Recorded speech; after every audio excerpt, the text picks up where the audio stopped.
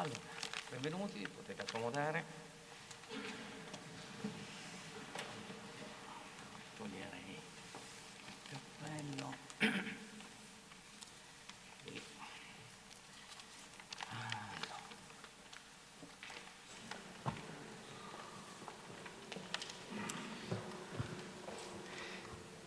Bene, la miseria. Voce tonante dopo tanti mesi di silenzi. Allora, gentili signore e signori e illustri ospiti, cari colleghi e colleghe, desidero porgere a tutti voi il benvenuto all'Università di Udine. Questa giornata che è speciale, in cui ci accingiamo a conferire la laurea honoris causa a Giovanni Battista Colussi. È una cerimonia che si svolge in presenza, anche se piuttosto contingentata, e quindi ha un valore simbolico anche per la nostra università, che in questo periodo, come sapete, è rimasta, chiusa al pubblico, anche se tutte le sue attività hanno continuato. E fra l'altro questo è un periodo in cui almeno le lauree magistrali si svolgeranno pur con numeri, ristretti, in presenza. Quindi è un momento simbolico di riapertura verso il pubblico, il territorio e voi che siete qui oggi con noi a festeggiare questo momento. Per me, sentite che c'è un pochino di emozione, perché è la prima cerimonia da togato, da rettore togato, che tengo nella mia università, nella nostra università. Quindi c'è un momento di pathos importante, quindi dà ancora più valore a quello che stiamo facendo. Io vorrei ricordarvi alcune cose che sono già note, però è bene ribadire in questa sede che l'Università di Udine è una giovane università, giovane nello standard naturalmente nazionale, nata per volontà popolare con lo scopo di favorire la crescita civile, culturale, economica e sociale del nostro territorio, attraverso la sua capacità di generare e diffondere il sapere. Allora, l'Ateneo ha fatto proprio questo mandato, addirittura inserendolo nell'articolo 1 del proprio statuto e consolidando così il rapporto forte con il territorio. E in questi anni, e lo farà anche nei prossimi sicuramente, ha declinato la propria attività intorno a principi imprescindibili, quali l'universalità e il valore della conoscenza. D'altro canto, è anche assodato che il sapere, la conoscenza, non si sviluppa solo nell'università, ma anche in ambienti diversi della società. E quindi riconoscere quando questo accade e valorizzare le persone che ne sono artefici sono compiti dell'università, che ne rafforzano l'importanza per la società stessa e, al contempo, in particolare, per il territorio in cui essa opera. In questo si realizza e si mantiene vivo il dialogo fra la conoscenza generata nelle università e quelle creata nella società. E questo è un concetto fondamentale che tanto più un'università come la nostra non deve mai dimenticare. E il conferimento di una laurea honoris causa ad honorem, al di là che è un istituto molto vecchio nei principi, e tralasciamo le origini che era del 1933 perché doveva onorare i militari, gli studenti militari caduti in guerra, a cui bisognava, nelle varie guerre, conferire la laurea, è invece diventato il più alto riconoscimento da parte dell'Accademia nei confronti di coloro che nel corso della vita si sono distinti per la loro attività e conclamata competenza in uno specifico e rilevante settore del sapere. Quindi, lo dico avendo davanti a me il laureando, Giovanni Battista Colussi, un evento straordinario e al tempo stesso contraddistingue un ateneo. Tutti gli atenei hanno la loro pagina web, noi pure, quando andate nella pagina iniziale, magari qualcosa non sarà aggiornato delle ultime tendenze, ma le lauree honoris causa conferite finora, per quelle vi è specifica menzione sul sito istituzionale. La laurea honoris causa quindi non è un semplice premio alla carriera, ma l'espressione di una scelta condivisa e convinta del corpo docente di un dipartimento, da cui parte la proposta, poi fatta propria dall'Ateneo, che riconosce nella persona a cui è attribuito questo titolo gli stessi principi e valori che animano il nostro operato, l'operato dell'università, le mission dell'università. Giovanni Battista Colussi grazie alla sua spiccata inventiva, ha sviluppato negli anni soluzioni innovative. Questo è noto a tutti il motivo per cui siamo qua, ma vorrei dire qualcosa di diverso, ovviamente sono anche il primo al beneficio di questo, molte delle quali brevettate per l'automazione del lavaggio industriale applicato a settori diversi.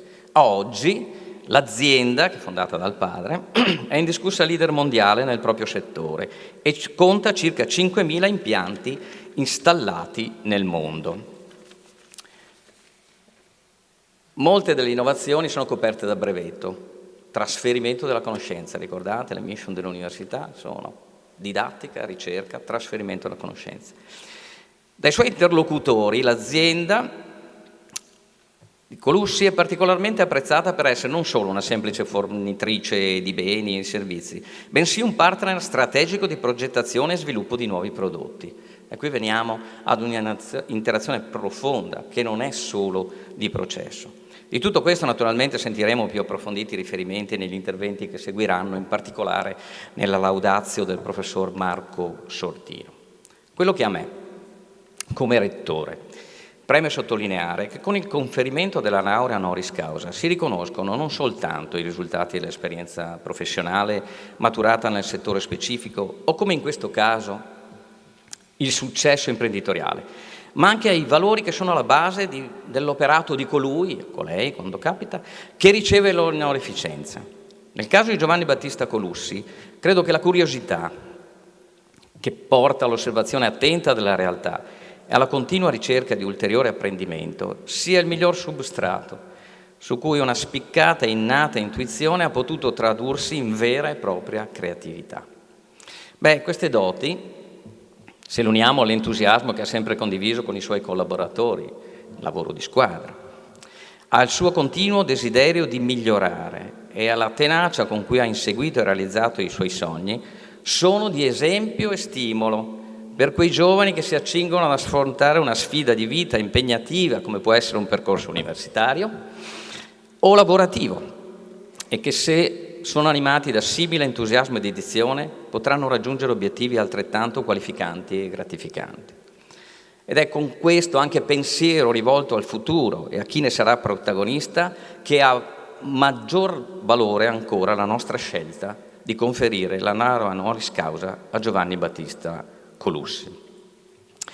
E perché è importante che si mantenga questo dialogo? Io cito, faccio un'unica citazione, non le amo, chi viene dopo di me è campione mondiale di citazioni, però una mi piace farla, è di Robert Millikamp, è un fisico sperimentale, era premio Nobel nel 1933 per carità, ma la scienza cammina su due piedi, la teoria e gli esperimenti.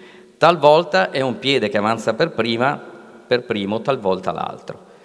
Ma un progresso continuo avviene solo dall'uso di entrambi. Io è su questa che vorrei poi puntare molto nei prossimi anni, anche a consolidare quello che sarà il mio mandato.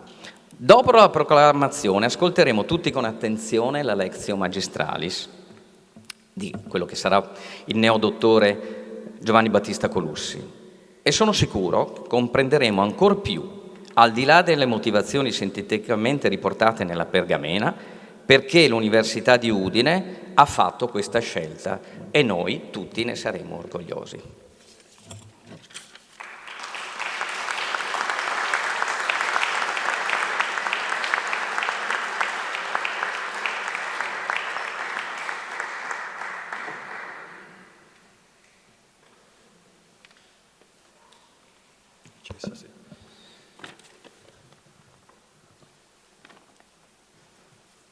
Autorità, signore e signori, colleghe e colleghi, Giovanni Battista Colussi, un breve indirizzo da parte mia in qualità di direttore del Dipartimento di Ingegneria e Architettura che ha promosso e proposto al Senato accademico dell'Università di Udine il conferimento della laurea honoris causa al signor Giovanni Battista Colussi. In brevissima sintesi, quando la sede centrale, allora era rettore il professor De Toni, ci ha inoltrato la richiesta di laurea honoris causa per il signor Colussi, Devo dire che in un primo tempo, esaminata la documentazione pervenuta, non ero convinto, perché dai documenti ricevuti non risultavano chiari né il tipo di attività, molto chiari, né il tipo di attività né le competenze ingegneristiche. Ho anche pensato per un certo momento che forse sarebbe stata più indicata una laurea in agraria o magari in economia. Ne ho parlato con il professor De Toni, qui presente, allora rettore dell'Università degli Studi di Udine, e alla fine lui stesso mi ha suggerito caldamente di andare a visitare l'azienda a Casarza. Ho contattato il professor Pinamonti, qui presente, allora coordinatore del corso di laurea di ingegneria meccanica, oggi sostituito dal professor Giannattasio, anche lui qui presente, poi il professor Scherf, coordinatore del corso di laurea in ingegneria gestionale, perché appunto era ancora, diciamo così, possibilista. Ci siamo messi d'accordo e abbiamo preso un appuntamento. Siamo andati a visitare l'azienda del signor Colussi e devo dire oggi, con certezza, sono felice di averlo fatto, perché lì ho raccolto gli elementi che hanno fugato ogni mio dubbio. A parte l'accoglienza veramente gradevole, ho avuto modo di vedere e toccare con mano la grande opera costruita dal signor Colussi, che con abnegazione e profonda passione ha messo su una realtà industriale veramente sorprendente.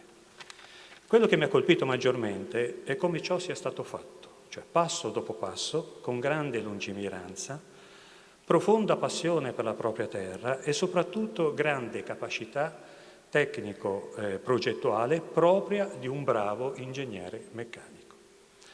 Ho visto che il signor Colussi, oltre ad aver manifestato grandi doti imprenditoriali, ha sempre avuto illuminazioni innovative e partecipato attivamente, questo è importante, alla progettazione delle sue macchine, seguendo un invidiabile schema di condivisione delle sue idee con il gruppo dei suoi giovani ingegneri, fornendo loro spunti e idee per risolvere e superare le inevitabili difficoltà tecniche.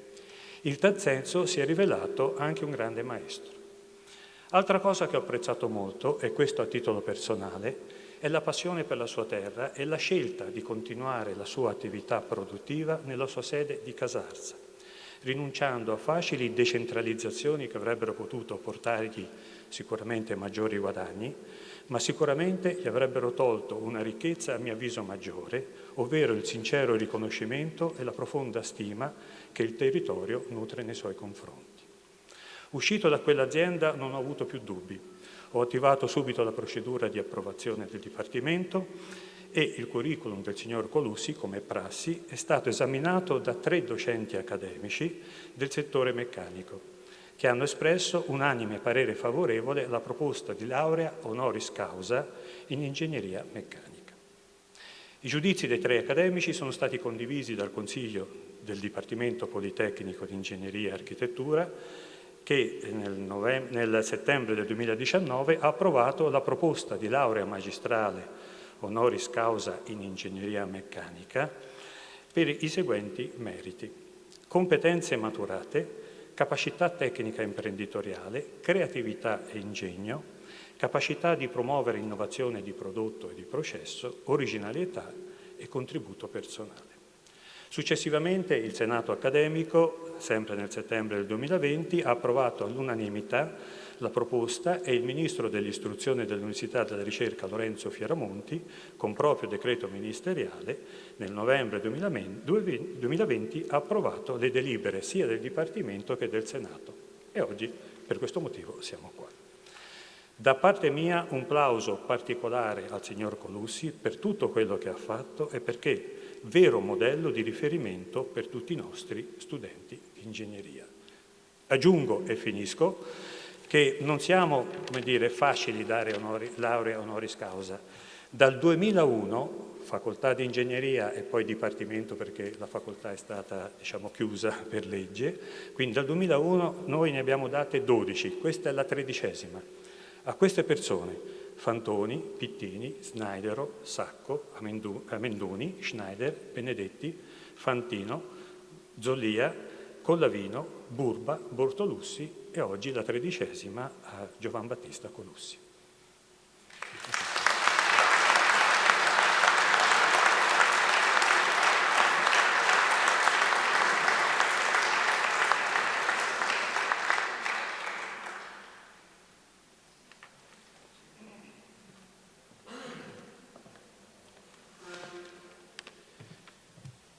Buongiorno, bentrovati a tutti. Sono molto contento di essere qui oggi, questa giornata, una giornata che abbiamo costruito insieme e ovviamente è una festa in primis del nostro laureando ancora Giovan Battista Colussi, ma è una festa anche oggi di tutta la famiglia, di tutti i lavoratori, diciamo di tutto il gruppo, la filiera della Hermes, ma vorrei dire che è anche una festa del Friuli che lavora, che produce, che si distingue nel mondo. Ecco. E quindi, l'ha detto il Rettore prima, è la nostra prima uscita pubblica diciamo, durante il Covid e abbiamo voluto uscire col botto. Io ho detto al Rettore, senti, prima o poi dovremo uscire, usciamo almeno con un segnale forte, e cioè che l'Università di Udine riapre riconoscendo a Battista, così lo chiamano tutti gli amici, a Battista la laurea honoris causa. E quindi voglio ringraziare il Rettore che ha voluto, diciamo, forzare, perché non eravamo ancora partiti, avevamo paura, e voglio ringraziare anche la segreteria perché va sempre oltre, sopra, in fianco alle regole, quindi siamo qui anche grazie a lei. Ecco. Poi voglio ringraziare il nostro direttore del Dipartimento che appunto, vedete, come San Tommaso doveva mettere diciamo, la mano, infatti ho detto vai a vedere l'azienda e quindi sono contento appunto che il nostro diciamo, ex preside, oggi direttore, abbia voluto portare avanti questa proposta e voglio ringraziare anche Sortino che farà la laudatio. Voglio ricordare che Sortino è un perito del Malignani come Battista e quindi da perito oggi sarete entrambi ingegneri e quindi secondo me è un onere ma anche un grande onore per Sortino fare la laudatio. Per ultimo, ma non da ultimo, come si dice in gergo, voglio ringraziare Michelangelo Agrusto, Michelino per gli amici, che è presidente del Confindustria Alto Adriatico, solo il nome è già un programma. Voglio ringraziarlo perché ha voluto, inseguito questa laurea honoris causa, non soltanto per Battista, a cui è anche amico e affezionato, ma anche per quello che rappresenta, cioè del Friuli che si ingegna, che si distingue nel mondo e quindi, secondo me, giustamente lui da Presidente di Confindustria ha voluto sottolineare questa diciamo, necessità, perché poi oggi noi potremmo citare Battista nell'elenco delle persone che fanno grande il Friuli, no? Perché alla fine il talento, la passione, la determinazione sono le pietre angolari su cui noi possiamo costruire il futuro della nostra regione. Allora, siccome la laudatio la farà Sortino, io ho chiesto degli aneddoti, ho telefonato a Michelino e ho detto senti ma sarà successo qualcosa di importante in questi 40 anni? Poi ho chiamato anche Andrea, il figlio, ho detto senti adesso anche tu devi dirmi qualcosa perché ho detto poi sono queste le cose che restano. Allora in realtà Andrea me ne ha proposti 3, poi ne ho scelto uno, quindi adesso ve ne citerò 2. Uno che me l'ha indicato Michelino Agrusti e uno che mi ha indicato Andrea. Il primo, quello di Michelino Agrusti, l'ho voluto denominare Valbruna 1966, prove di ingegneria idraulica. Allora, nel 66, durante il campo scout estivo nei pressi di Valbruna, il gruppo scout di Battista si riforniva di acqua dal torrente. Un perdurante maltempo aveva reso non potabile l'acqua. Battista si recò presso l'officina di suo padre e in 2 giorni mise in piedi una condotta e delle vasche lavabo e le portò al campo. A mezza montagna aveva individuato una sorgente, realizzò un'opera di captazione rudimentale e un piccolo acquedotto con vasche di compensazione per regolare la pressione a valle. Il campo così ebbe la sua acqua potabile distribuita da tubi forati in una vasca, in modo da garantire a tutti la possibilità di bere e di lavarsi, e il campo poté svolgersi fino alla fine. Una vera opera di ingegneria idraulica realizzata da Battista all'età di 16 anni. Questo è il primo, facciamo un applauso perché appunto il talento era evidente. La seconda è un po' più lunga ma è molto bella, l'ho intitolata Kraft Foods Wisconsin, Stati Uniti 2003. Battista sale in cattedra. Allora, nel 2001 la Colussi Hermes partecipa al bando di concorso per uno dei progetti storicamente più importanti nel settore alimentare americano e mondiale. Questo progetto permette alla Colussi Hermes di crescere e di evidenziarsi ancora di più nel settore alimentare nordamericano e globale.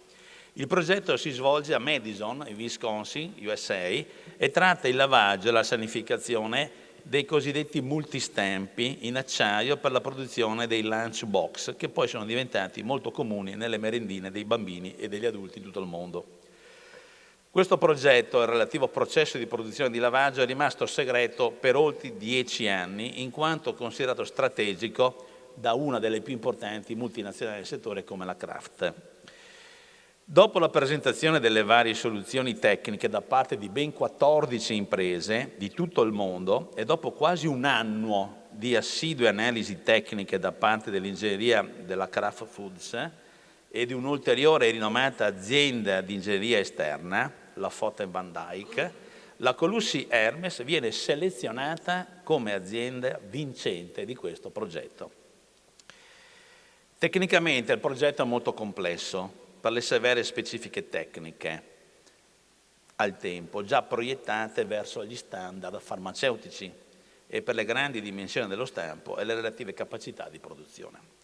Anche dal punto di vista politico, il progetto non è semplice, in quanto il processo di produzione è gestito da una nota azienda francese, la Armor Inox, che aveva ideato anch'essa un tunnel di lavaggio, bocciato però dalle varie ingegnerie che facevano l'esame ai progetti. Quindi la Colussi Hermes deve inserire il proprio tunnel di lavaggio all'interno di una linea completamente francese negli Stati Uniti. I francesi, che oggi sono amici ma all'epoca non lo erano, non erano felici dell'integrazione con gli italiani della Colussi, erano molto critici dalla soluzione tecnica, ma non avevano altra scelta.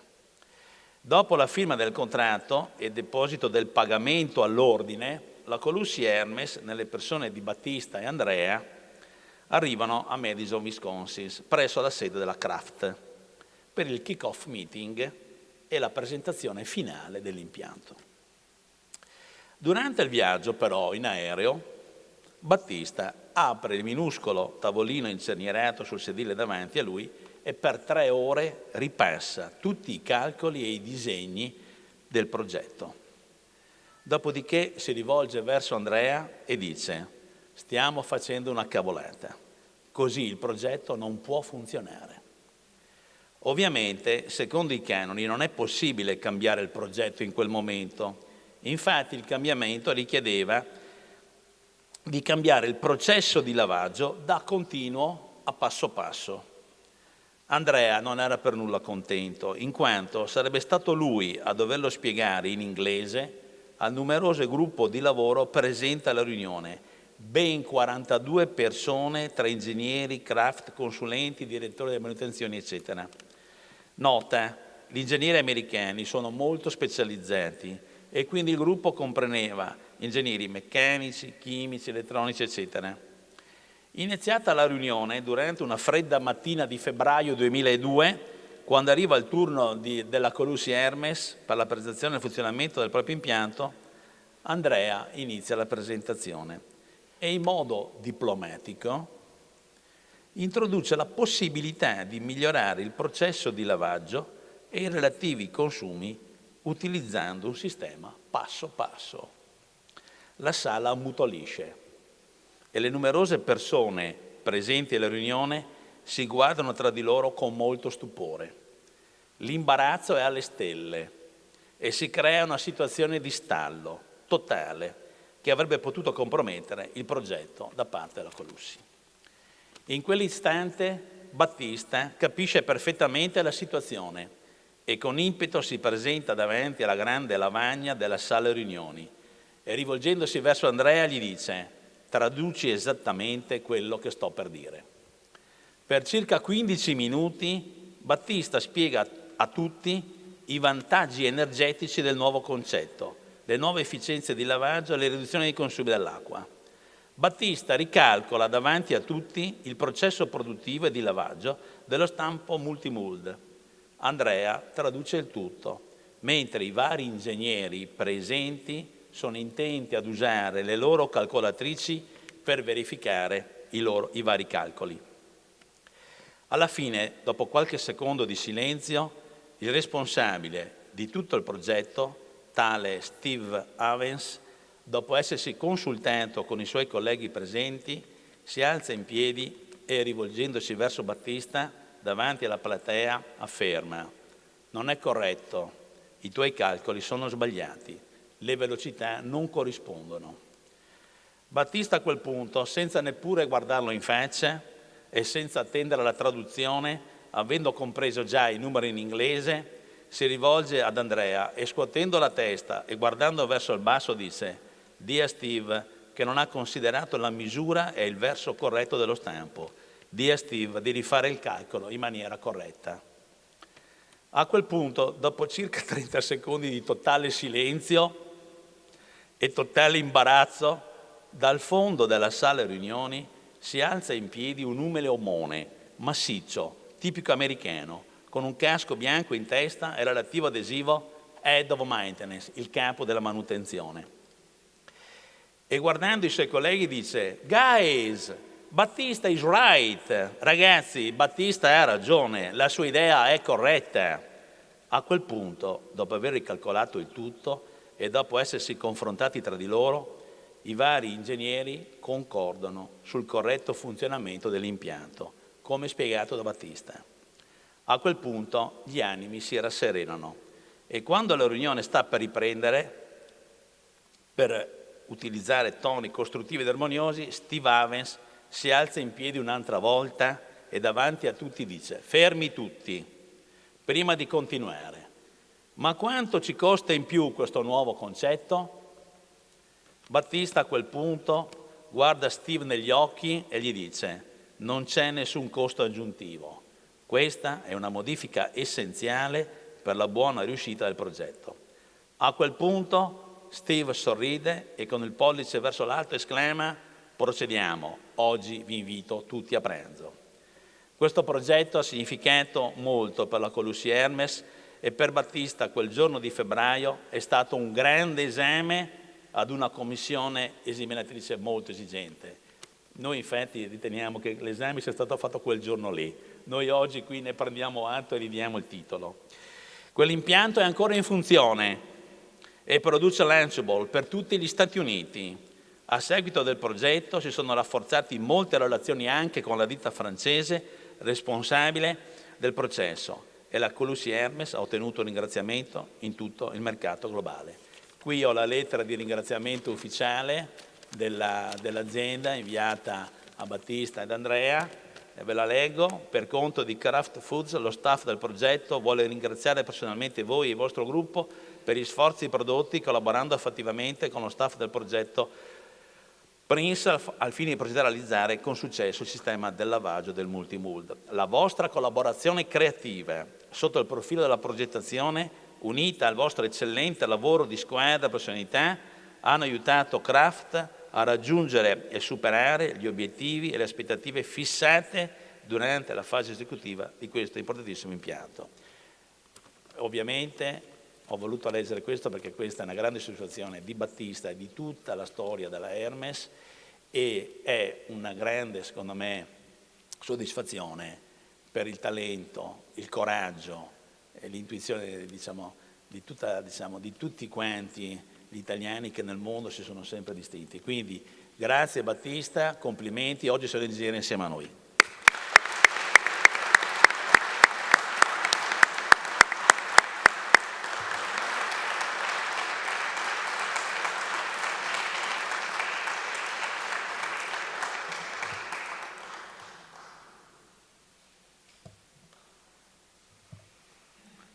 Magnifico rettore, autorità, illustri colleghe e colleghi, studentesse e studenti che spero ci seguano online, signore e signori, è con particolare piacere che adempiere al compito affidatomi dal Dipartimento Politecnico di Ingegneria e Architettura di pronunciare oggi la laudatio in occasione del conferimento della laurea honoris causa a Giovanni Battista Colussi. Ho voluto intitolare questa laudatio Dalla tradizione all'eccellenza nel lavaggio industriale perché penso sintetizzi bene il parallelo tra l'evoluzione industriale del periodo e del percorso professionale del Colussi. Giovanni Battista Colussi è nato a Casassa da Delizia il 4 luglio 1950 dal padre Hermes e da Oliva Zuliani. La situazione economica del Friuli nel dopoguerra era disastrosa ed il padre, come molti altri, emigrò in Australia dal 1952 al 1956 per lavorare alla costruzione di una diga come idraulico. Possiamo solo immaginare in quali condizioni. Rientrato in Italia, avviò a Casassa nel 1960 un'attività di costruzione di rimorchi agricoli in un piccolo capannone. All'inaugurazione Hermes confidò al figlio Giovanni: meglio qui con la nostra gente e a far ripartire l'Italia. La Colussi Hermes divenne fin dalla giovane età il laboratorio di ricerca del Colussi. Rovistando tali scatti di lavorazione, egli recuperava pezzi per i giocattoli che andava costruendo e faceva la cultura del riciclo. Ci tenevo a sottolineare questo aspetto, che trova molte analogie con altri profili illustri del nostro territorio, per ricordare l'importanza che hanno i laboratori per i nostri giovani come luogo attivo di apprendimento e sperimentazione. Nei primi anni 70, dopo il conseguimento del titolo di perito meccanico presso il prestigioso Istituto Tecnico Industriale Arturo Malignani di Udine, egli ottenne il suo primo impiego presso la Julia Inox, fabbrica di pentole di grandi dimensioni. In tale ambito partecipò a una serie di progetti innovativi che certamente influirono sul consolidamento della sua preparazione tecnica e sull'acquisizione di quella sicurezza d'animo e visione che sono proprie degli innovatori. Si occupò in particolare della progettazione e verifica mediante prove stensimetriche ed omologazione da parte della Sezione Nazionale Controllo a Combustione dei nuovi modelli di recipiente impressione. In seguito la Julia Inox iniziò a produrre sterilizzatori per il settore ospedaliero e per l'industria farmaceutica. In tale ambito il Colussi progettò recipienti della forma innovativa, non più cilindrica ma squadrata, per usare più efficientemente lo spazio a disposizione. È enormemente più complesso progettare un recipiente impressione di forma diversa da quella cilindrica e questo fu possibile solo mediante lo studio autonomo di famosi testi universitari di scienze delle costruzioni, quale Lodone Belluzzi. Egli contribuì ulteriormente all'innovazione degli sterilizzatori con l'utilizzazione di parti automatiche e sistemi di chiusura atti a garantire la tenuta a gas. Tutto questo fu sottoposto a verifica ed approvazione dell'allora Istituto Superiore per la Prevenzione e la Sicurezza del Lavoro. Per poter effettivamente costruire recipienti in pressione progettati, si occupò inoltre di adeguare i livelli della produzione curando la certificazione dei saldatori e del procedimento di saldatura, sia in riferimento all'organo di controllo italiano che del tedesco TÜV. Unitamente a questo, egli introdusse in azienda l'uso del mezzo radiografico per la verifica dei giunti di saldatura e sviluppò e sperimentò nuovi sistemi pionieristici per la cottura di cibi servendosi di autoclavi a vapore. Nel 1975 entrò a far parte dell'azienda paterna, la Colussi Hermes, e si dedicò inizialmente alla produzione di attrezzature e carrelli in acciaio inox. Un'intuizione personale lo portò a focalizzarsi sul settore alimentare, partendo dal distretto dei prosciuttifici di San Daniele, dove il lavaggio dei prosciutti, per tradizione secolare, veniva effettuato a mano. Con grande lungimiranza, il direttore di un importante prosciuttificio capì l'importanza di un sistema meccanizzato di lavaggio e chiese al Colussi un impianto adatto alle proprie necessità. L'impianto venne sviluppato negli anni successivi e fu la base del brevetto depositato nel 1981.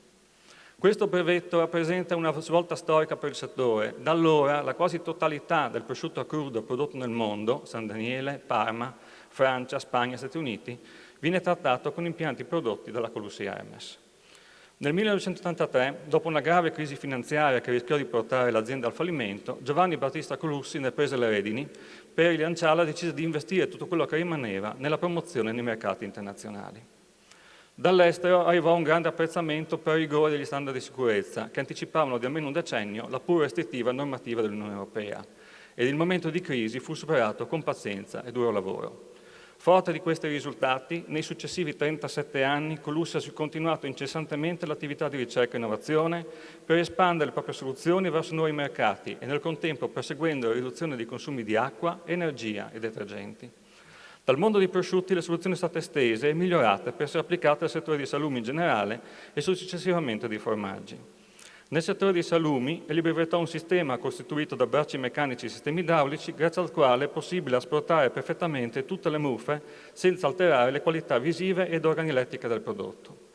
La quasi totalità dello speck dell'Alto Adige, del Bresado della Valtellina e dei salami di molte parti del mondo sono trattati con questa soluzione. Ho voluto riportare alcuni lucidi in cui si vedono il numero impressionante di marchi che hanno adottato le soluzioni Colussi e Hermes in questi anni.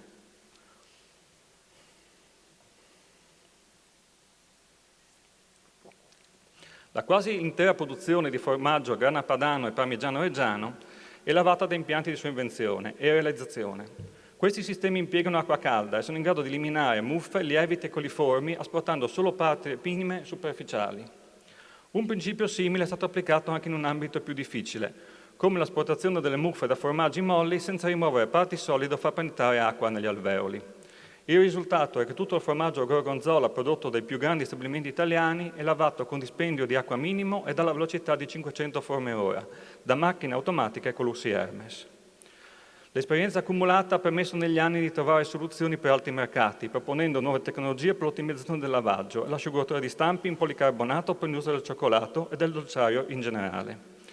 Di particolare pregio l'invenzione, insieme al suo staff, del sistema per il lavaggio ed asciugatura automatizzato delle cassette per la frutta e la verdura. Un primo brevetto in questo ambito ha riguardato il sistema getti d'acqua per l'apertura e la chiusura automatica delle cassette, che consente il lavaggio di 3.000 cassette all'ora. Un secondo brevetto ha riguardato il sistema di asciugatura delle cassette centrifuga, che ha consentito un eccezionale risparmio energetico del 70% rispetto al sistema tradizionale di asciugatura in aria. Primarie industrie farmaceutiche si sono dotate di impianti di sua invenzione per il lavaggio, sanitizzazione e asciugatura di pallet ed altre specifiche attrezzature del settore. Tutto questo ha portato a diversi brevetti e all'affermazione della Colussi Hermes, di cui egli è tuttora titolare e amministratore, come leader mondiale indiscusso per qualità e quota di mercato, nella produzione di impianti di lavaggio e sanitizzazione per l'industria alimentare, cosmetica e farmaceutica. Qualche numero. Negli anni egli ha seguito personalmente la progettazione e realizzazione di oltre 5.000 impianti, con una media di 1 ogni 2,7 giorni, collocati in oltre 80 paesi. Sono numeri straordinari e non è possibile ottenere risultati del genere senza avere alle spalle un prodotto eccelso, collaboratori di altissimo livello ed un'organizzazione perfetta. Questo anche grazie ai figli Chiara ed Andrea, che gestiscono il settore amministrativo e commerciale.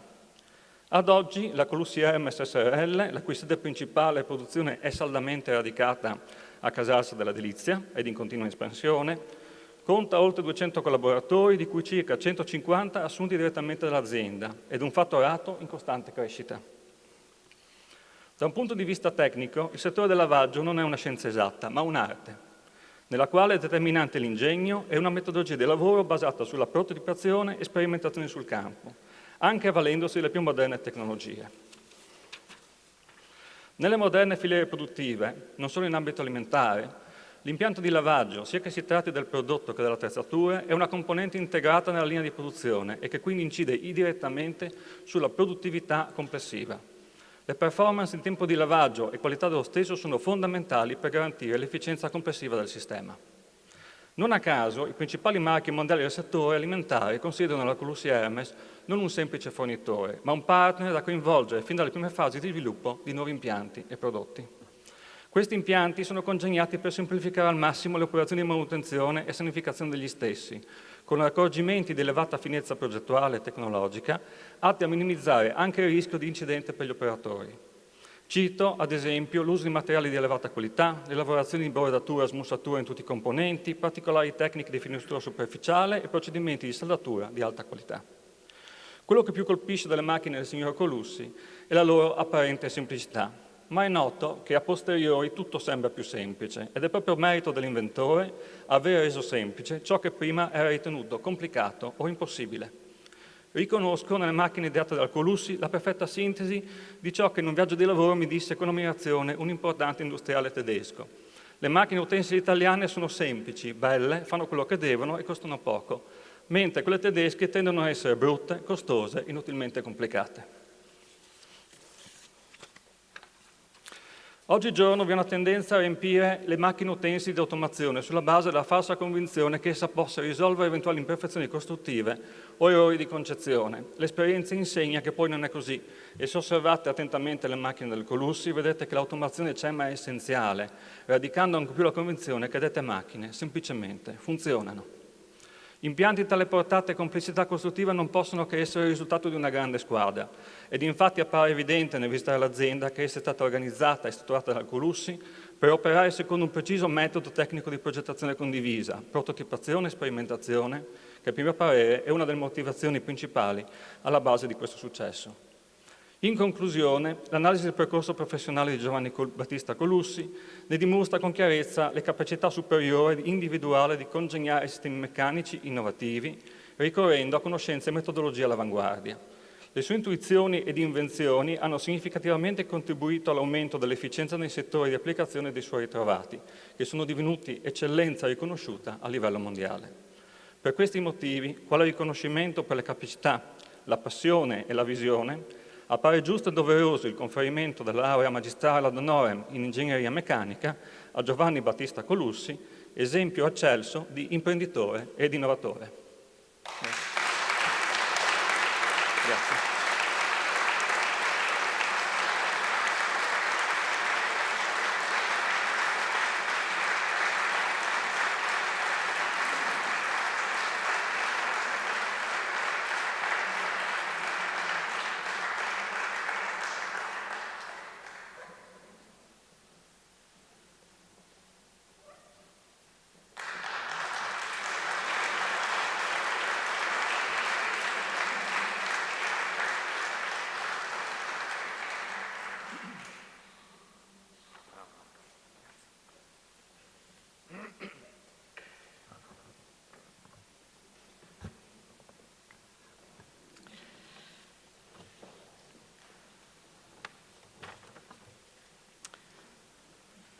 Non si può fare una proclamazione con la mascherina. Mi permetto, almeno io, insomma, anche lei, su. Stiamo ad accademica distanza. Allora, dopo aver sentito i successi imprenditoriali, qualche aneddoto interessante che ne ha delineato ancora di più la spiccata personalità non solo professionale ma umana, e aver ricordato i principi e il processo che stanno alla base, ci hanno permesso di arrivare fino a questo passo, pronuncio con un certo orgoglio e un po' di emozione questa formula. In nome della legge, in qualità di rettore dell'Università degli Studi di Udine, vista la delibera del giorno 11 settembre 2019 del Consiglio di Dipartimento Politecnico di Ingegneria e Architettura, ove si propone di conferire la laurea magistrale honoris causa in Ingegneria Meccanica al signor Giovanni Battista Colussi, nato a Casastra della Delizia il giorno 4 luglio 1950, in relazione al profilo professionale, alle competenze maturate, alla capacità tecnica imprenditoriale, alla creatività e all'ingegno, alla capacità di promuovere innovazione di prodotto e di processo. Vista l'approvazione del Ministero dell'Istruzione, dell'Università e della Ricerca, comunicata con nota 50873 del 14 novembre 2019, visto l'articolo 169 del testo unico delle leggi sull'istruzione universitaria, approvato con Regio Decreto 31 agosto 1933, numero 1592, conferiamo al signor Giovanni Battista Colussi la laurea magistrale honoris causa in Ingegneria Meccanica.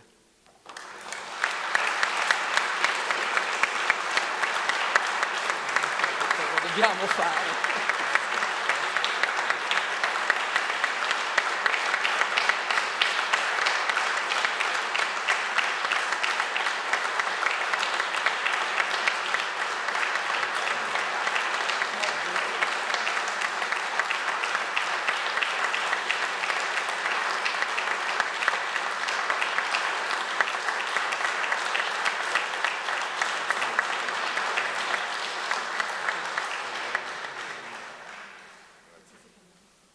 Bene, adesso il neolaureato, che vedete già togato, insomma, per oggi, questa è una giornata speciale, nel ricevere la laurea ha detto non ho parole.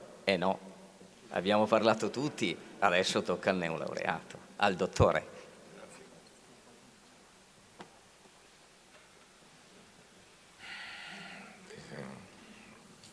Grazie.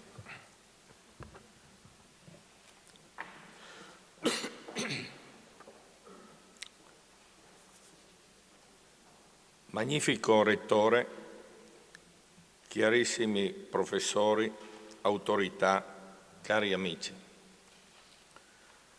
Un evento come questo, del quale vi sono profondamente grato, rappresenta il coronamento ideale di una vita professionale.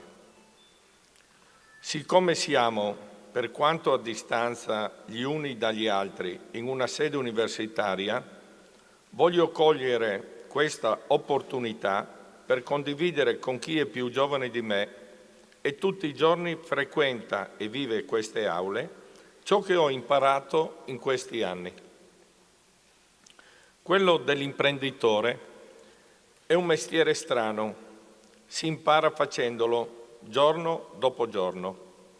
Per questo spero che le cose che vi racconterò nei prossimi minuti possano essere utili anche a chi oggi pensa al proprio futuro e lo immagina in un'attività imprenditoriale.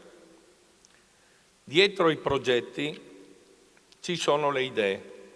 Dietro le idee ci sono delle intuizioni nate dall'osservazione della realtà, dall'esperienza, ogni tanto anche per caso. Forse ciò che fa un imprenditore è trasformare le intuizioni in passione incontenibile, irrefrenabile, rendendola il fulcro di una vita di lavoro. Quasi 50 anni fa, entrando in un grande supermercato, mi guardai attorno e mi colse una illuminazione. Mi sarei impegnato nel lavaggio industriale a beneficio dell'igiene e quindi della salute del consumatore. Decisi che avrei progettato impianti automatizzati in grado di sanitizzare quanto vedevo esposto sugli scaffali e di lavare gran parte delle merci durante il ciclo produttivo, oppure prima del confezionamento e della messa in vendita. Quell'idea visionaria mutò per sempre la mia storia personale ed il futuro dell'impresa. Da allora, senza interruzioni, mi sono dedicato alla progettazione ed alla realizzazione di impianti di lavaggio customizzati per industrie alimentari, farmaceutiche ed altre, senza che mi fossero di ostacolo i quotidiani sacrifici e sopportando i dolori che la vita non mi ha risparmiato. Quell'intuizione divenne il sale della mia vita di lavoro. Illustrerò quindi alcuni impianti innovativi che ho realizzato ed installato nei vari continenti dove non hanno mai smesso di essere operativi. Il tempo a disposizione non è certamente sufficiente per parlare degli oltre 5.000 impianti alla cui progettazione e realizzazione ho attivamente contribuito. Impianti che coinvolgono imprese attive in tutta la filiera dell'agroalimentare. Mi concentrerò quindi su alcuni esempi che possono far meglio comprendere lo sviluppo delle tecniche innovative nel processo di lavaggio. Nell'industria alimentare il lavaggio e la sanificazione riguardano sia il prodotto che le attrezzature usate alla sua produzione. In questa sede, prima illustrerò alcune tecniche innovative che ho sviluppato per l'industria della carne, relative al lavaggio di prosciutti crudi, salami e bresaole, e di seguito, per il settore caseario, presenterò nuove ed efficaci igienizzazioni applicate ai grandi formaggi italiani a crosta dura, quali il parmigiano reggiano, il grana padano, il pecorino ed altri ancora. Per quanto riguarda invece il lavaggio delle attrezzature di produzione, mi soffermerò in particolare sugli stampi di policarbonato attualmente in uso nel settore del cioccolato e sull'arduo lavaggio delle cassette per ortofrutta utilizzate dalla grande distribuzione. Infine, riserverò un accenno al lavaggio, sanitizzazione ed asciugatura dei tris per le uova, i classici vassoi, ma nella versione in plastica rigida, utilizzati anni fa da un'importante casa farmaceutica per la realizzazione del primo vaccino contro l'influenza aviaria scoppiata in Asia, tema ahimè tornato di grande attualità. Il primo prodotto alimentare che ho scelto di lavare industrialmente è stato il prosciutto crudo di San Daniele. Poi sono seguiti il Parma, il Serrano, il Patanegra ed altri noti a livello internazionale. Secondo la tradizione secolare, a 60-90 giorni dalla salatura, il prodotto veniva lavato e spazzolato a mano per eliminare le eccedenze di sale e proteine superficiali. Per lavare manualmente circa 60 prosciutti contenuti in ogni carrello si impiegava circa un'ora, con esponenziali costi di manodopera in caso di quantità elevate, come è avvenuto a partire dagli anni 70 e 80. Quindi mi posi l'obiettivo di conciliare l'aumento di produttività riducendo la manodopera e mantenendo lo standard qualitativo del processo manuale. Era necessario un lavaggio ineccepibile del prosciutto in tutti i suoi punti, soprattutto la noce, senza alterarne minimamente la superficie. È stata una sfida tra le più impegnative, vinta grazie alla circolarità di ricerca, conoscenza e competenza. Nel 1981 ho finalmente raggiunto il risultato depositando un brevetto per lavaggio e spazzolatura in automatico, portando la produzione da 60 a ben 800 prosciutti ora, allineando l'offerta di produzione con le necessità del mercato. I prosciutti, infatti, venivano perfettamente lavati attraverso acqua in pressione con una serie di spazzole modellate sul prosciutto appeso al telaio e che simulano il processo manuale. Ben presto, nuove normative igieniche ci hanno orientato ad un'altra intensa fase di ricerca e sviluppo per elevare la sicurezza sanitaria. Ne conseguirono lo studio e l'avvio di progetti così innovativi e mirati da impedire qualsiasi forma di contaminazione incrociata. Tale garanzia di igiene era dirimente per l'esportazione nei vari Stati dell'Unione Europea e verso gli USA. Proprio in quel momento prendemmo le decisioni cruciali per internazionalizzare l'azienda. È quindi scattato un serrato lavoro di ideazione, confronto e sviluppo, fino alla realizzazione di un impianto rivoluzionario in grado di lavare con sola acqua a perdere senza ricorso a spazzole. Per ottenere il risultato e mantenere al contempo tutte le qualità organolettiche del prodotto, abbiamo eseguito innumerevoli test su ogni aspetto del processo e nei componenti tecnici necessari, dei tempi e delle pressioni. Alla fine l'impegno rigoroso determinò la formula vincente: lavaggio a perdere con l'utilizzo di una piccolissima quantità di acqua, nell'ordine dei 4 litri a prosciutto, pochi secondi di contatto e pressione attorno ai 30 bar.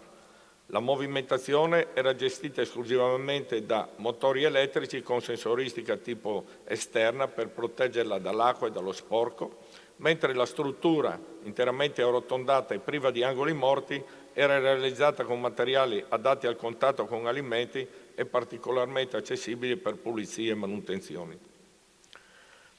Nell'ultimo scorcio del XX secolo, l'accresciuto benessere socio-economico ha accelerato i ritmi di vita, anche nel fare la spesa, e ha favorito nuove modalità di acquisto senza per questo rinunciare alla qualità.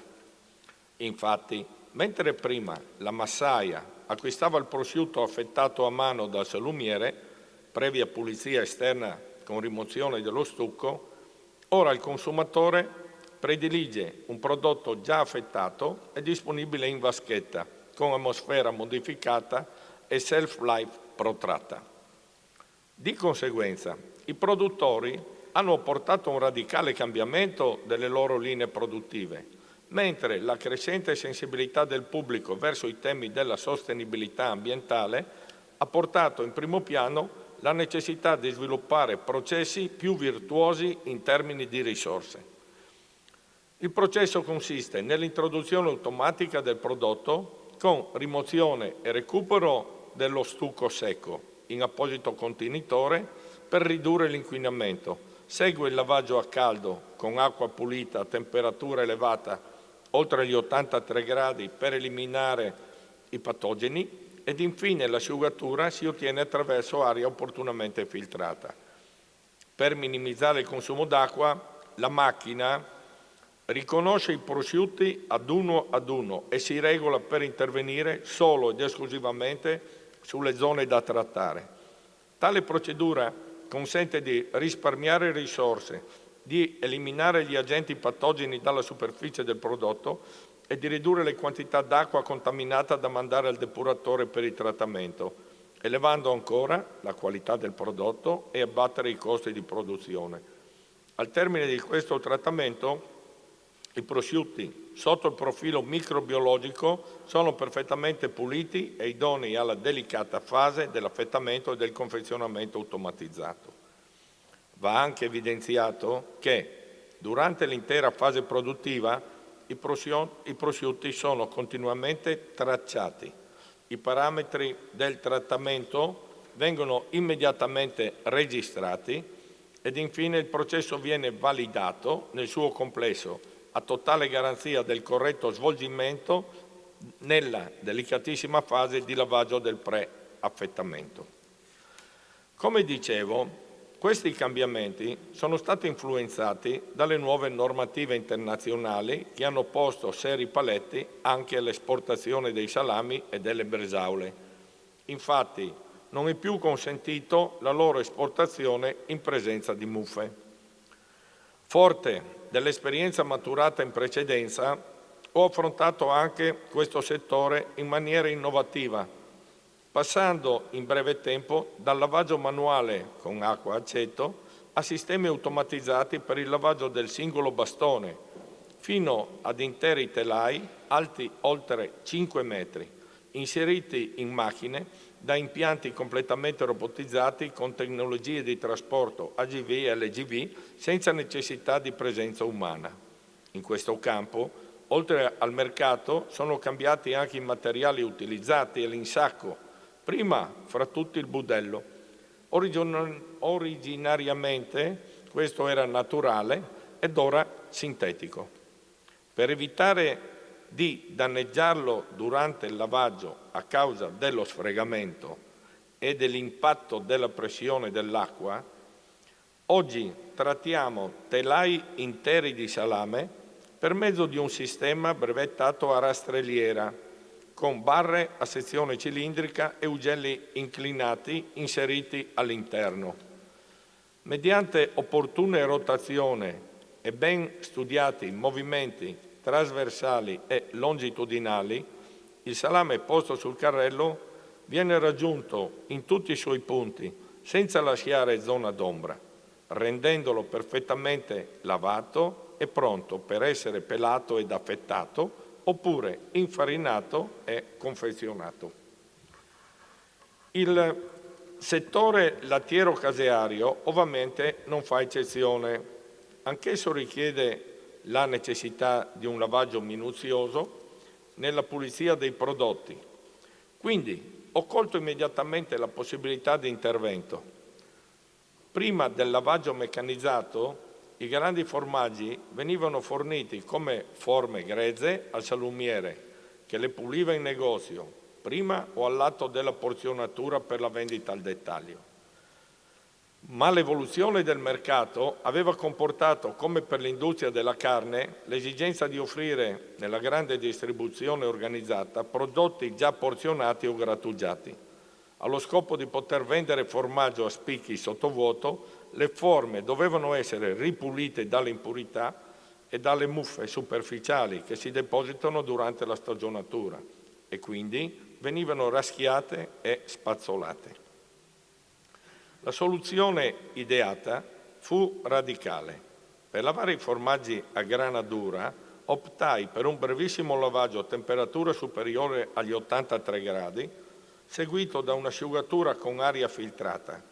Così siamo riusciti a realizzare impianti capaci di lavare fino a 240 forme ora di grana, riducendo a soli 200 grammi la perdita di peso del prodotto, in confronto ai 500 che venivano persi solo con la raschiatura, anche se automatica. Questo risultato di lavaggio, oltre a permettere di guadagnare mediamente 300 grammi di prodotto vendibile per ogni forma, garantisce l'eliminazione dalla superficie del pezzo di muffe, lieviti, coliformi, listerie ed altri agenti patogeni. Nel contempo, i marchi di qualità dei consorzi produttori rimangono perfettamente inalterati, risultato fondamentale per l'integrità del prodotto in sé, per la sua esportazione e per l'apprezzamento del cliente finale. Per ottenere i risultati appena descritti impieghiamo pompe con variazioni di pressione portate con parametri regolabili istantaneamente per adattare il processo al livello di stagionatura, alla durezza della crosta e della specifica partita, nonché alla quantità e tipologia dello sporco da rimuovere. Contrariamente a quanto avviene in altri tipi di impianti, le forme non vengono fatte rotolare all'interno dell'impianto durante l'avanzamento, ma sono trasportate in piano. Questo permette di ottenere una perfetta uniformità di trattamento senza rischiare il danneggiamento di forme non perfettamente regolari che, con il sistema a rotolamento, tendono a bloccarsi e ad essere quindi forate dalla pressione dell'acqua, con conseguente perdita del prodotto. L'impiego di motori brushless per la rotazione delle rampe di lavaggio consente un'ottima regolazione degli angoli e delle velocità, permettendo di giungere all'uniforme copertura della superficie laterale. Infine, la rotazione di 90 gradi della forma tra una rampa e l'altra garantisce il lavaggio dello scalzo a 360 gradi. Le facce superiori ed inferiori, invece, vengono trattate da rampe fisse dotate di ugelli opportunamente inclinati e posti su brevi tratti privi di catena di trasporto per eliminare le zone d'ombra. Nello stadio successivo, adeguate lame mobili di aria filtrata rimuovono l'acqua da tutta la superficie del pezzo, lasciandolo perfettamente asciutto e pronto per essere porzionato o grattugiato.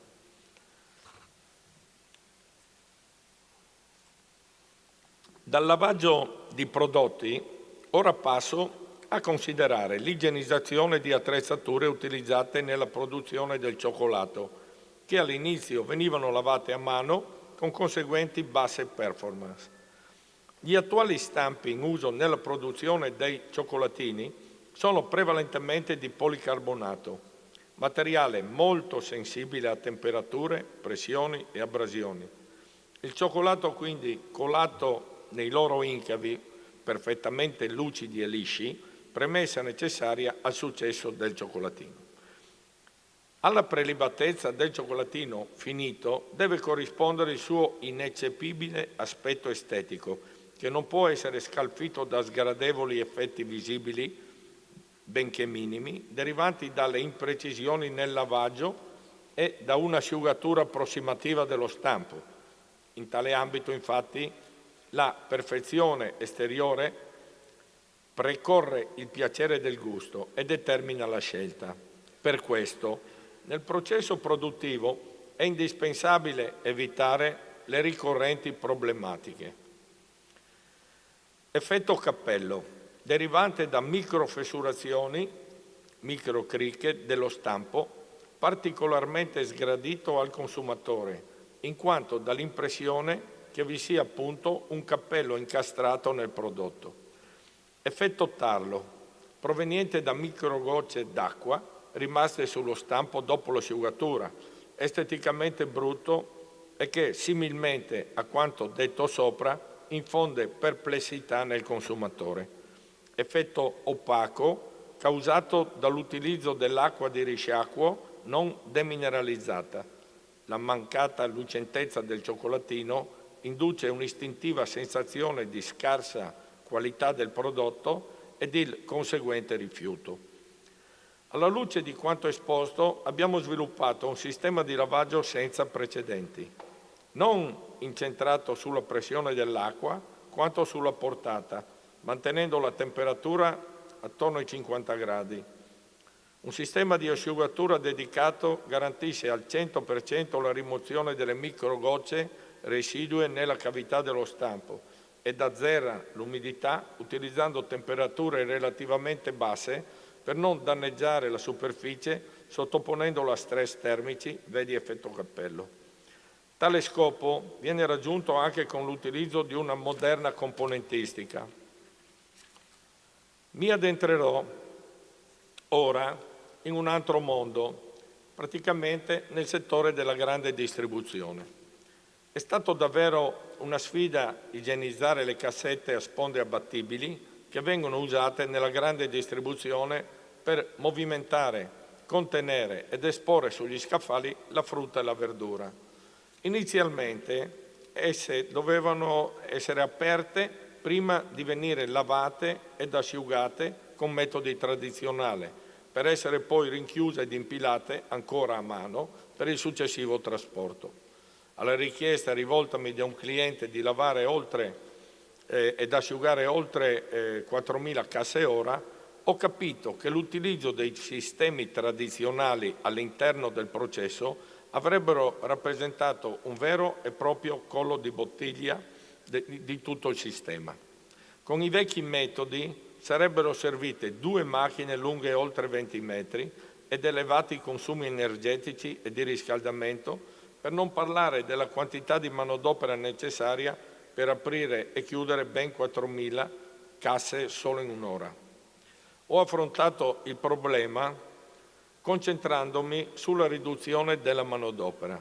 Si è profilata una sfida così ardua che io ed i miei collaboratori, come Novelli Enea, ci siamo caricati sulle spalle l'onere di modellarla verso esigenze di maggiore igiene, senza pregiudicarne la rapidità di processo.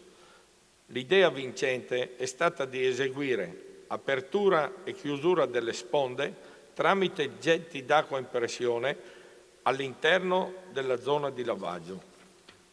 Pertanto, con la stessa acqua ricircolata su più ugelli, venivano effettuate una di seguito all'altra le operazioni di apertura, lavaggio, risciacquo, sanitizzazione e chiusura delle cassette, evitando così l'installazione di automatismi meccanici sia in ingresso che in uscita dell'impianto di lavaggio.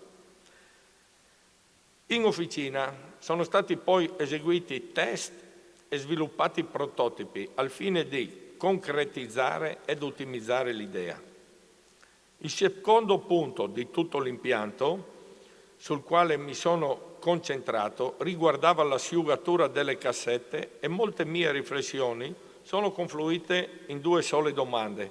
Perché utilizzare centinaia di kilowatt per movimentare con rumorose soffianti l'aria attorno della cassetta, asciugandole e aprendole una ad una? Non potevo forse movimentare le cassette chiuse ed impilate sfruttando la forza centrifuga? Senza indugi ho sviluppato un piccolo primo prototipo per verificare l'efficacia dell'idea. Una volta compreso che stavo andando nella strada giusta, ho costruito il secondo prototipo, più articolato e performante, ma non ero ancora soddisfatto dei risultati ottenuti, seppur promettenti. Per ottenere l'asciugatura perfetta, ho aumentato il braccio allontanando la pila di cassette dall'asse di rotazione. Dovendo restare poi la centrifuga a fine ciclo, ho considerato che opporvi delle resistenze di frenatura avrebbero comportato elevati consumi, calore in eccesso e manutenzione più frequente dell'impianto. Per trasformare il problema in opportunità, Ho utilizzato l'inerzia della rotazione, considerando la centrifuga come se fosse una sorta di dinamo, in modo da recuperare in fase di rallentamento parte dell'energia elettrica fornita ed accelerare la centrifuga. A questo punto, rispetto al sistema tradizionale di asciugatura, non solo consumavo meno potenza elettrica, ma addirittura ne generavo in frenata e con un sistema estremamente silenzioso a beneficio della salute dei lavoratori. La collocazione delle cassette in posizione eccentrica rispetto all'asse mi ha permesso persino di caricare un numero elevato, non più una sola pila, ma bensì 6 contemporaneamente da 30 cassette l'una. Sono state sufficienti 2 centrifughe per raggiungere la capacità richiesta di 4.000 pezzi ora con carico tramite robot. I conti finalmente tornavano, ma la ricerca amplia il precedente orizzonte. Infatti, con questo impianto pionieristico, che è stato ed è tuttora protetto da brevetti, abbiamo sviluppato ulteriori innovazioni fino alla realizzazione di un impianto di lavaggio e di asciugatura per oltre 10.000 casse ora con sponde abbattibili, in un ciclo totalmente automatizzato da pallet a pallet con l'impiego di solo 4 persone. Ora prendo spunto dall'attuale pandemia di coronavirus per rendere più contestuale la presentazione della macchina realizzata durante l'epidemia di aviaria che aveva colpito anni fa l'Asia. Un'importante casa farmaceutica australiana fu la prima a sviluppare il vaccino efficace e sicuro. Per la creazione del prodotto, il cliente inoculava alcuni agenti biologici nelle uova di gallina che venivano successivamente utilizzate per estrarre parte del vaccino. Queste erano tenute in apposite incubatrici dentro classici vassoi realizzati in materiale plastico. Ci fu assegnato il compito di realizzare una macchina tunnel secondo i più elevati standard farmaceutici mondiali, utilizzando materiali speciali nel rispetto di rigorose normative convalidanti ed in tempi così solleciti da prevedere addirittura la spedizione della macchina lunga 12 metri per via aerea. Ebbene, in cooperazione con il cliente e impiegando tutte le nostre risorse, anche in questo caso siamo riusciti a fornire il prodotto richiesto che ancora oggi svolge egregiamente la sua funzione nei laboratori australiani.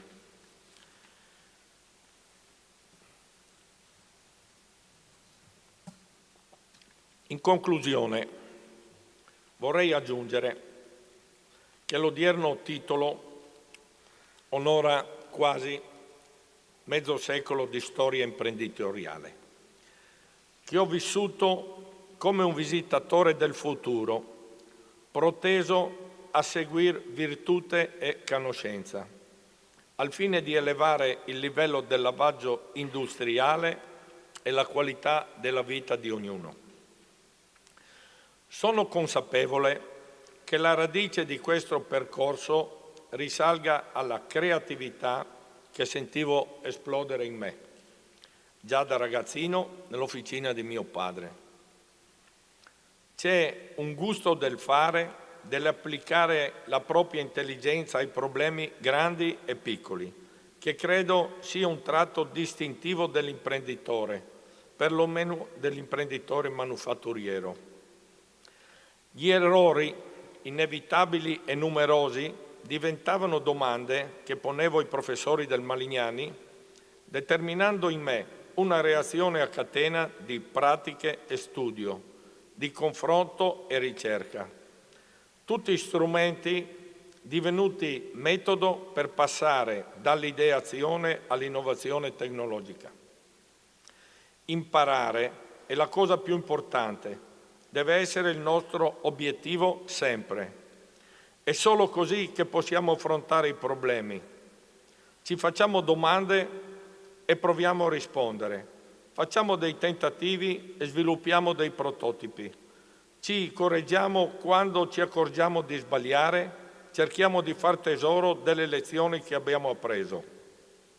Io credo che l'esperienza ci dica che il modo in cui progrediamo, Il modo in cui miglioriamo la nostra vita è cercando di imparare sempre, applicando la nostra intelligenza con generosità ai problemi diversi. La più grande ricchezza degli esseri umani è la loro creatività.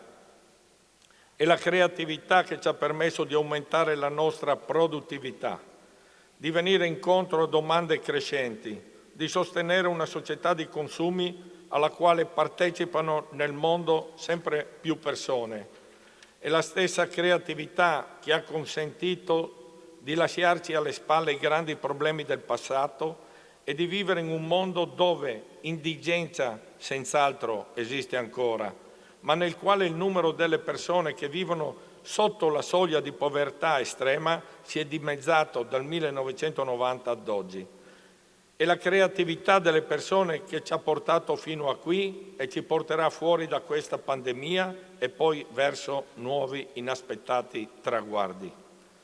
Quindi proseguo con entusiasmo il cammino intrapreso, forte di un passato ricco di esperienza per me inestimabile, e guardo avanti motivato e sorretto da collaborazioni di ricerca avanzata.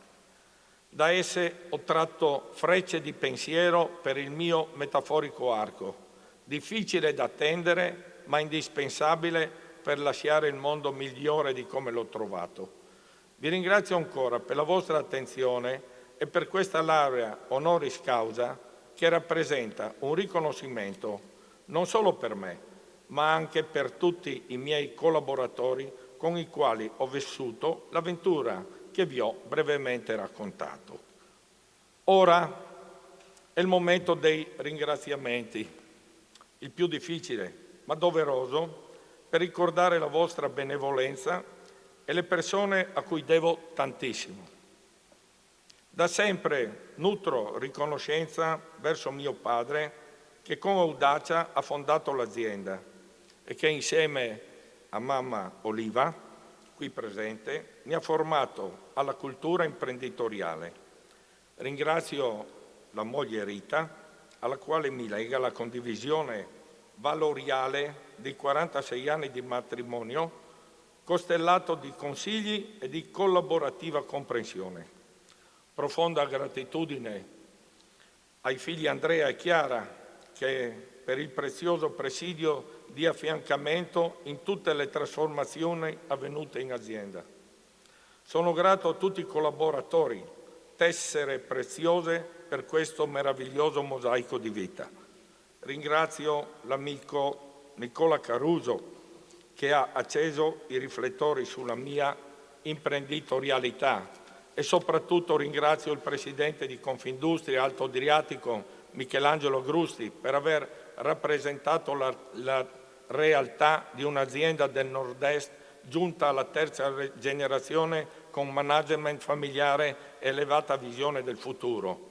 Infine rivolgo un sentito ringraziamento al professor De Toni, già rettore di questo Ateneo, che ha valutato l'importanza di un'esperienza innovativa e l'impegno di una vita dedicata al lavoro.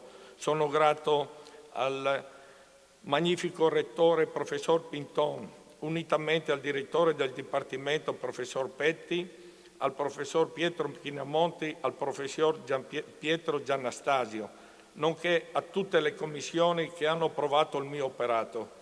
Rivolgo un sentito grazie al relatore professor Sortino, che mi ha sostenuto con cura e solerzia lungo tutto questo percorso. Grazie a tutti.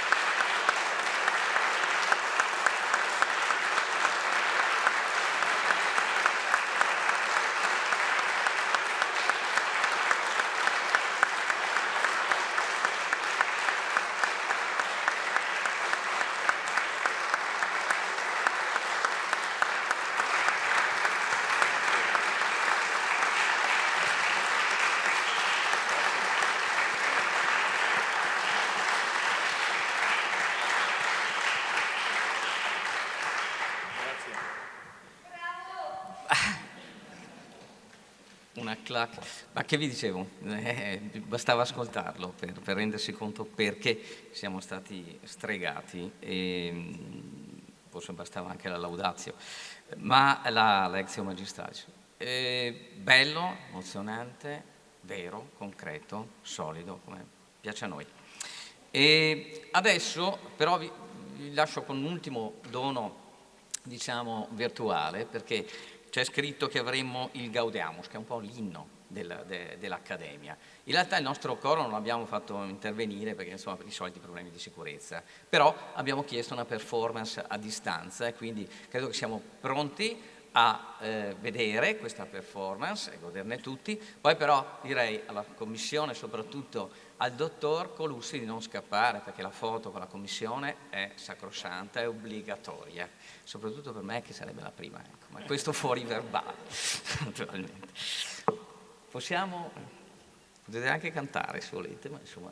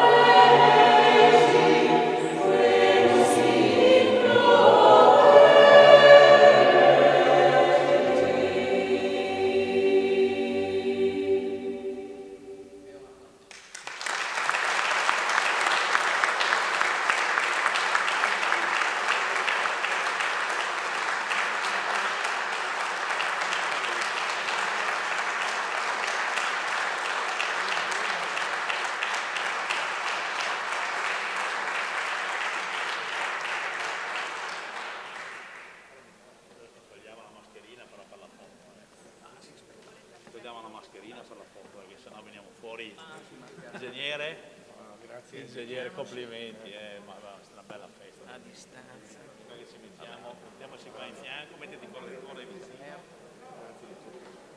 No, è stato un piacere. È stato un onore.